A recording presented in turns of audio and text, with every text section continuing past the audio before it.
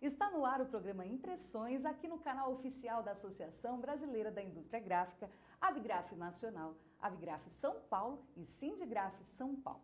Disseminar informações de interesse aos associados é o nosso foco aqui na TV Abgraf. E hoje o nosso encontro especial é com o atual presidente da Câmara Brasileira do Livro, CBL. Seja muito bem-vindo, Vitor Tavares.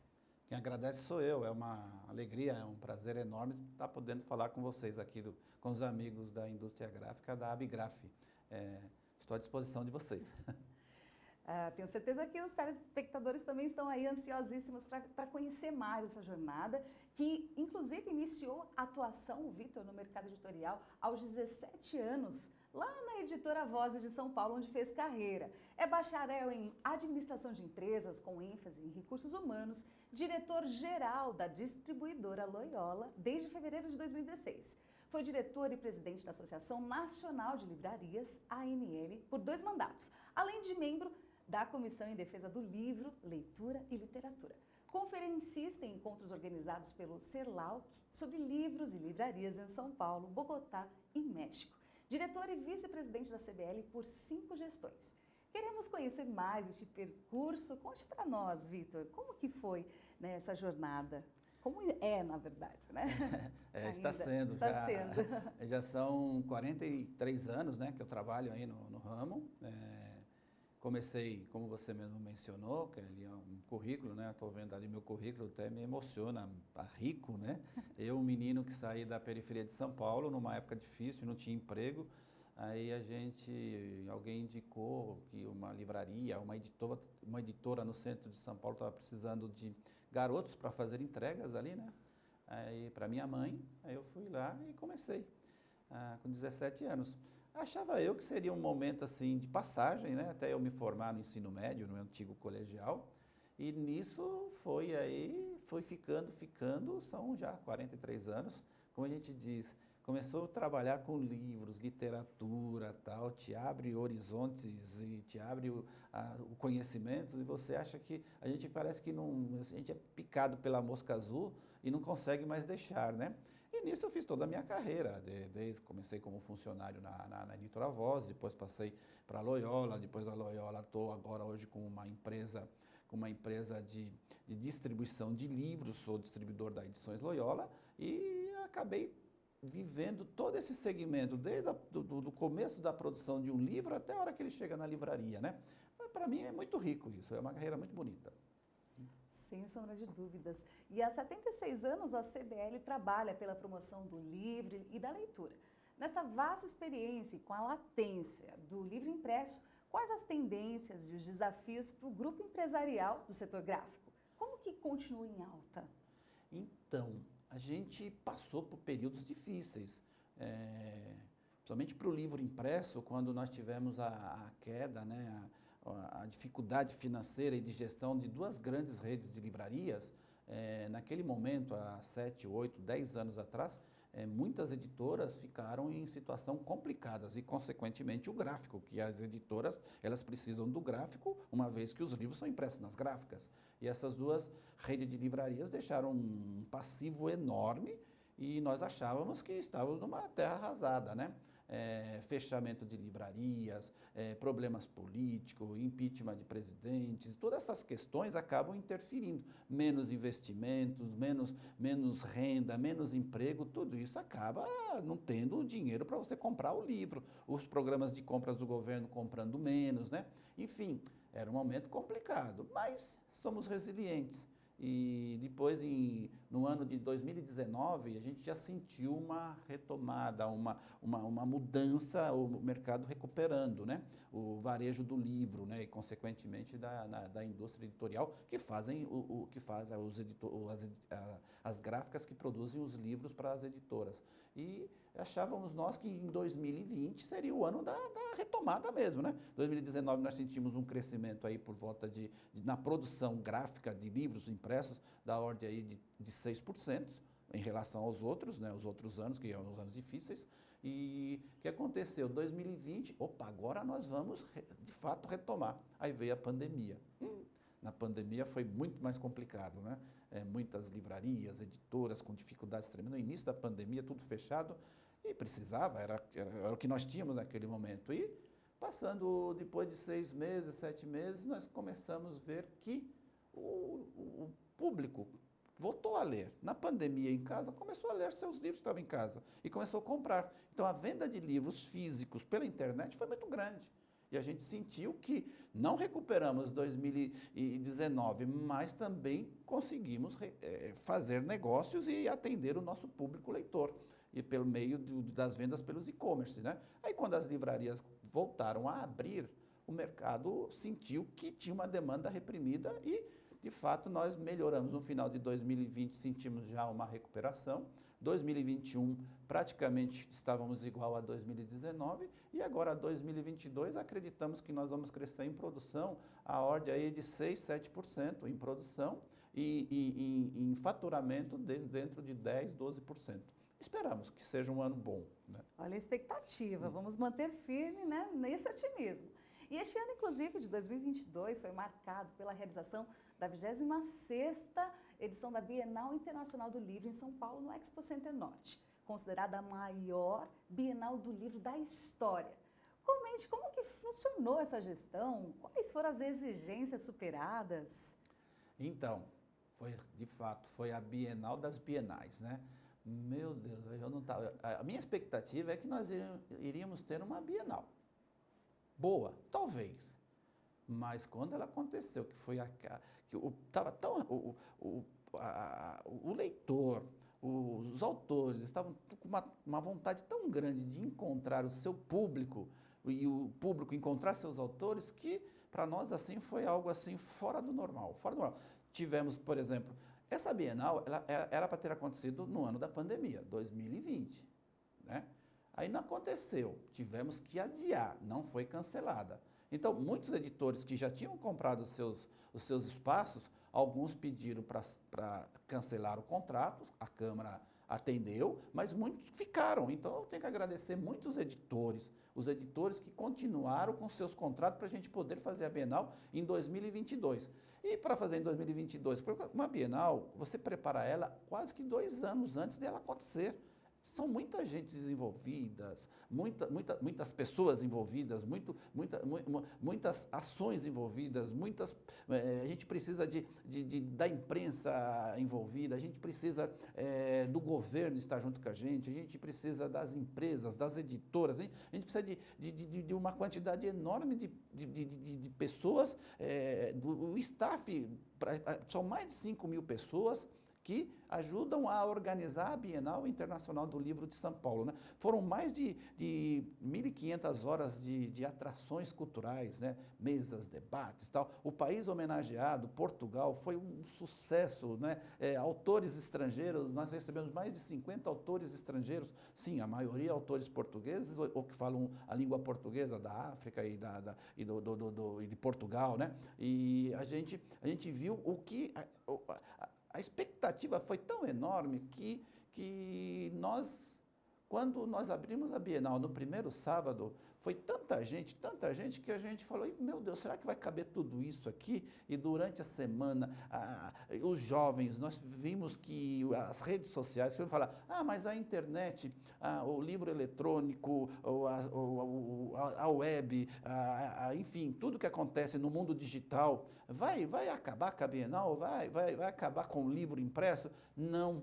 Ele está ajudando a formar leitores. Quantos o youtuber, né, o tuber, né, agora booktuber, quando de repente os meninos conhecem os seus influenciadores e esse influenciador tem uma temática, produz um livro e ele quer conhecer, e onde eles vão conhecer? Ou na livraria, quando eles lançam os livros, ou numa Bienal. Então, tinha influenciadores que chegou a levar lá 2, 3, 4, 5.000 pessoas para a Bienal. Então, é uma coisa assim que a gente estava assim numa expectativa, no primeiro momento, será que vai dar certo a Bienal depois da pandemia?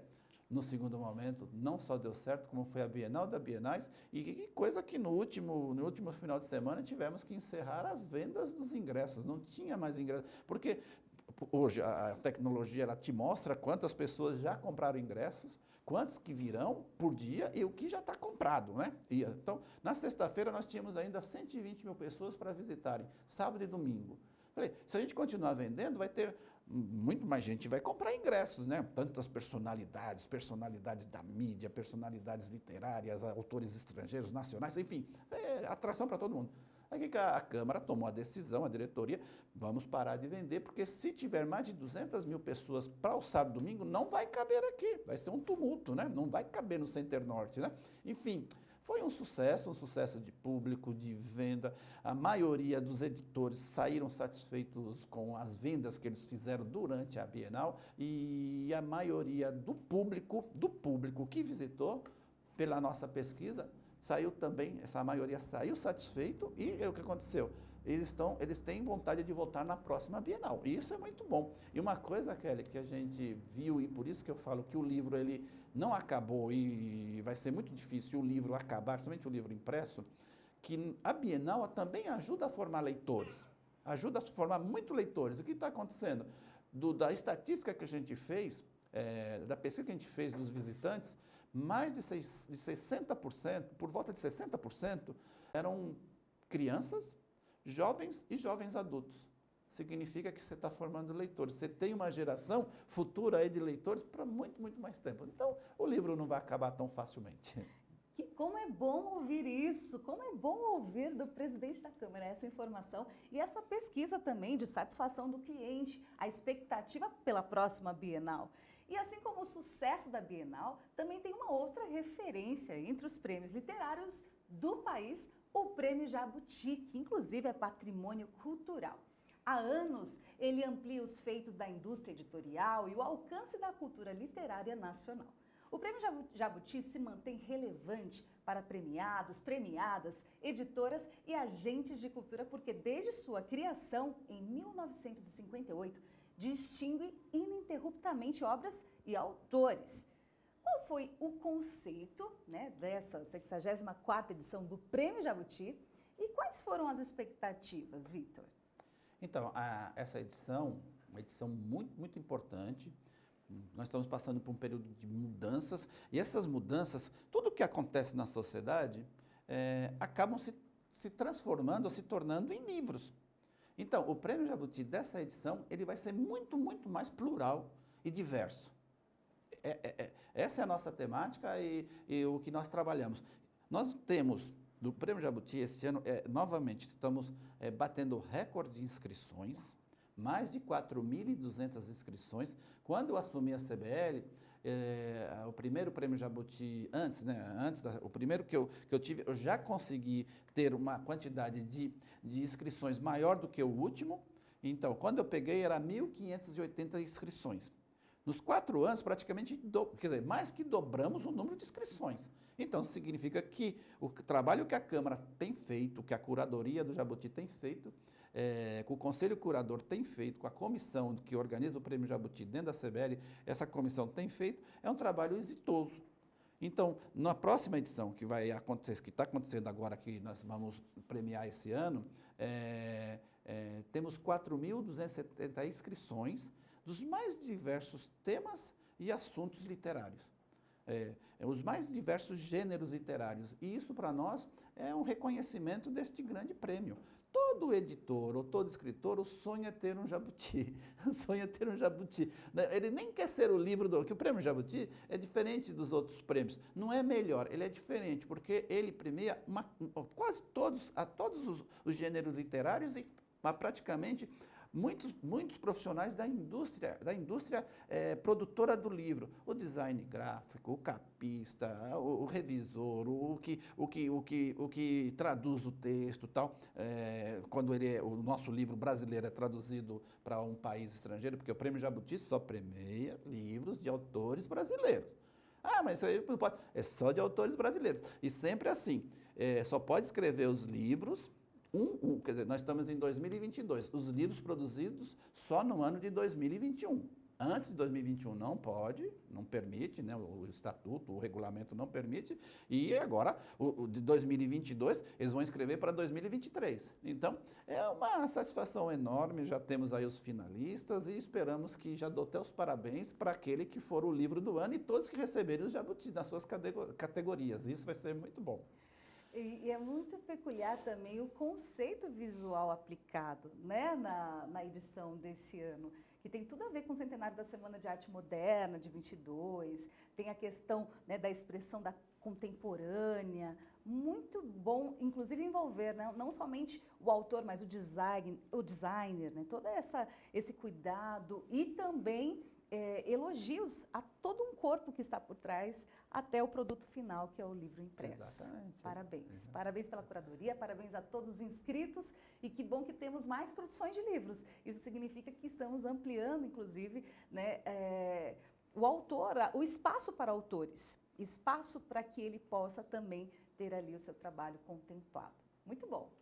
Edições Loyola atua como editora de livros e revistas e também como gráfica, que atende às demandas internas e externas. É certificada para a produção de materiais específicos e exclusivos, garantindo a qualidade de seus serviços e sendo considerada, assim, uma das melhores gráficas editoriais do Brasil. Vitor, como funciona a gestão, né, das edições Loyola? Então, a Edições Loyola é uma editora que ela é editora e gráfica. Nós temos o nosso catálogo próprio, que os livros, todos os livros do nosso catálogo são produzidos nas oficinas gráficas da Edições Loyola, que fica aqui no bairro, aqui em São Paulo, no bairro do Ipiranga, e também produzimos para terceiros. Hoje, nosso portfólio, mais de 60% do que a gente produz nas nossas gráficas são livros que a gente produz para outras editoras. Enfim, essa gestão é uma gestão, não é fácil ter uma gráfica, é um desafio, né? É um desafio, ela é que nem, uma vez estava ouvindo do comandante Rolim, do antigo dono que fundou a TAM, ele falava assim, ele só está feliz quando ele vê os aviões dele voando no ar. O avião no solo dá prejuízo. É igual gráfica. Gráfica com as máquinas que se elas não estão batendo tec, tec, tec, tec, e produzindo, elas também dão prejuízo. Então, o certo é fazer com que aquelas máquinas trabalhem, se for necessário, 24 horas por dia. E não é fácil você manter uma gráfica trabalhando com todos os ISOs 9000 aí, a qualidade, acabamento. A gente vê, nós temos uma máquina lá que você coloca o livro entra ali o arquivo do livro e ele sai pronto na outra ponta, praticamente acabado e até chilincado. Então, tudo isso aí é um investimento constante. Uma gráfica é uma indústria que precisa, sim, de estar sempre atualizada. Então, por isso que é importante que os nossos gráficos, os nossos empresários gráficos entendam o que está acontecendo fora do Brasil também, entendam a perspectiva e o que está acontecendo na atualidade e projetando o que possa acontecer no futuro, mas jamais deixar de visitar feiras com novas tecnologias, nova digitalização para depois jogar para dentro dos arquivos e ele sair o livro de uma forma muito mais rápida e menos custosa.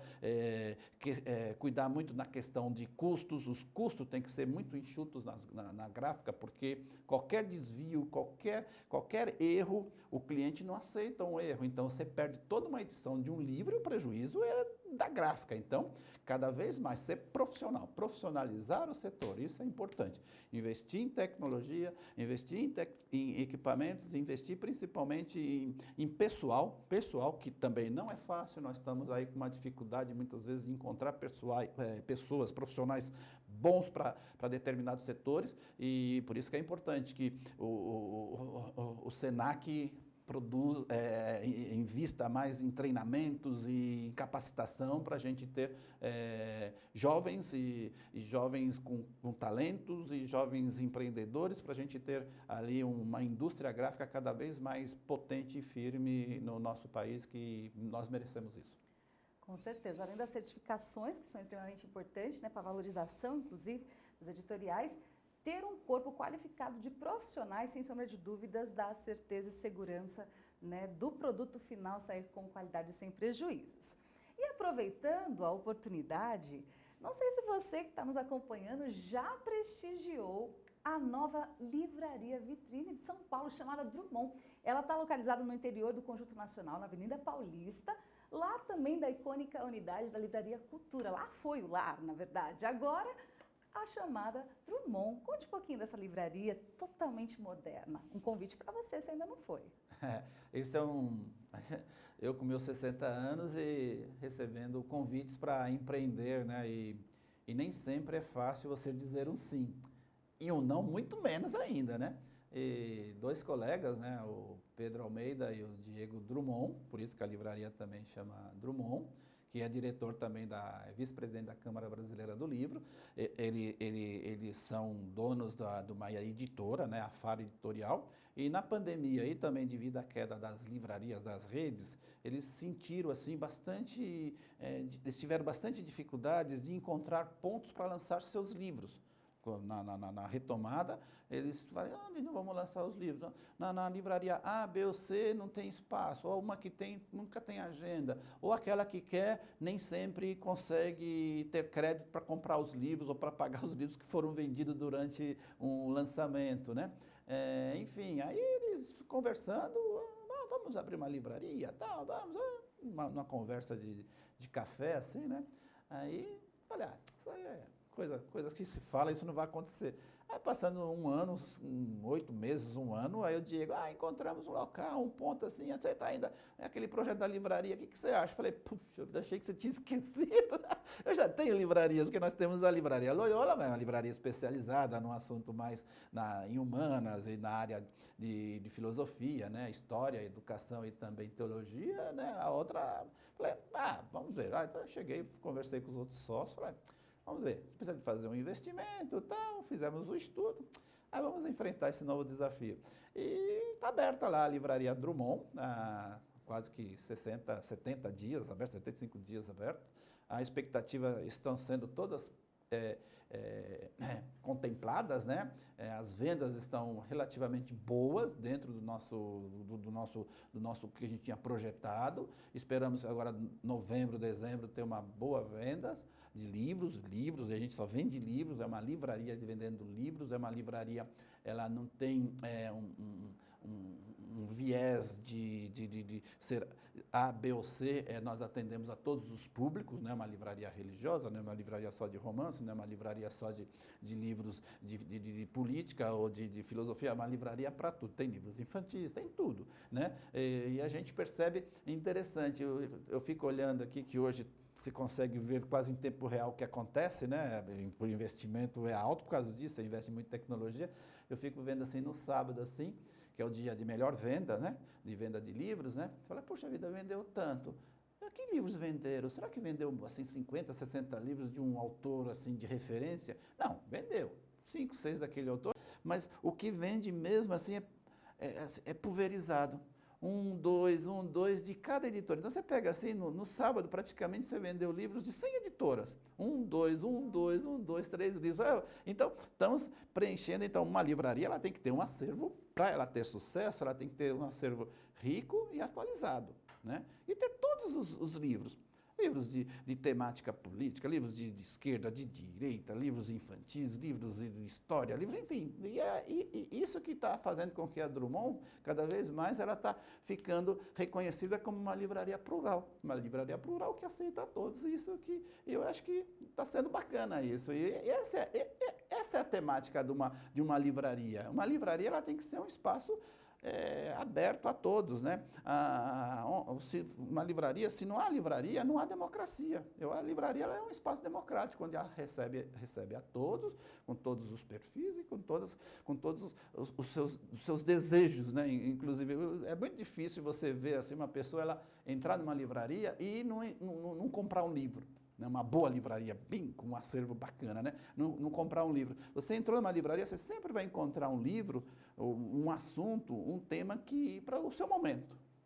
Esse livro aqui, eu estou querendo me especializar em como falar sobre sobre plantas que medicina, plantas que curam, né? Daqui a pouco tem lá planta, que legal isso aqui. Ou então eu vou fazer uma palestra, eu vou ter que falar sobre um assunto. Daqui a pouco você entra aqui, esse livro aqui vai servir, tal. Você pega aquilo ali, já lê, já melhora no seu desempenho numa palestra ou num curso. Enfim, a vida vai. Até mesmo uma coisa que eu acho bacana assim. Eu trabalhei muito também no balcão de livrarias, né? E um bom profissional da livraria, ele é um orientador. Ele é um orientador literário, né? Se ele não tiver esse perfil, ele não serve para trabalhar numa livraria. E quantos livros você indica, assim, as pessoas saem assim extasiadas porque você indicou e falou um pouquinho daquele livro, daquele autor. Aí você fala, estou com um filho ou com alguém com um problema assim, assim, assado. Fala, lê ali. Na minha época tinha muito o Gikovac, né? Fala, lê esse livro assim, o doutor assim, ele é muito bom nesse assunto, tal. Até mesmo para quem tem alguém na família que, infelizmente, quantas famílias nós temos, alguém com problema de droga, tal, você lê esse livro aqui e tal, né? Ou na minha época tinha muito o Chiriachique, né? Aqueles livros dele, Carícia Essencial, né? Essas coisas assim, o pessoal saía todo assim emocionado e muitos voltavam, viu? Voltavam para agradecer que a gente indicou, né? O profissional ali indicou um bom livro. E hoje, agora, mais do que nunca, é livros de história, livros de questões políticas, de questões filosóficas, tal, né?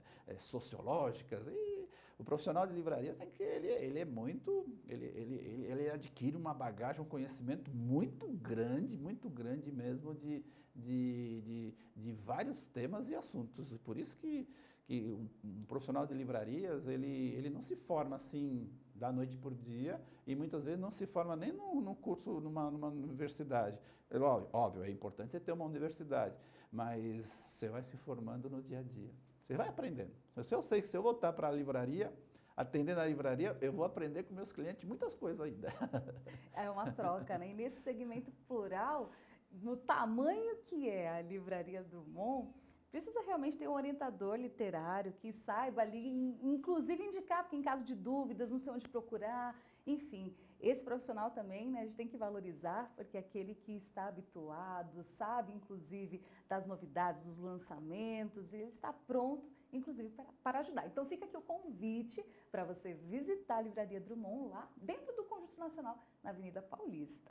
E para finalizar a nossa conversa aqui no programa Impressões, como você enxerga o setor gráfico e qual a visão de futuro? Então, eu tenho certeza que o futuro ele é desafiador para todo mundo, né? Para todos os segmentos, né? Mas em se tratando do setor gráfico no segmento livros, quando você vê o sucesso de uma Bienal, a Bienal, nós não estamos vendendo livro digital, só livros impressos, né? Tudo livros impressos. Foram vendidos lá por volta de quase 2,5 milhões de exemplares de livros. Aí você pega a Livraria Drummond, ela não vende livro digital, O livro digital quem vende é a editora diretamente nas plataformas. Nós vendemos só livros físicos. E assim são as outras livrarias físicas, vendem só livros físicos e os e-commerce.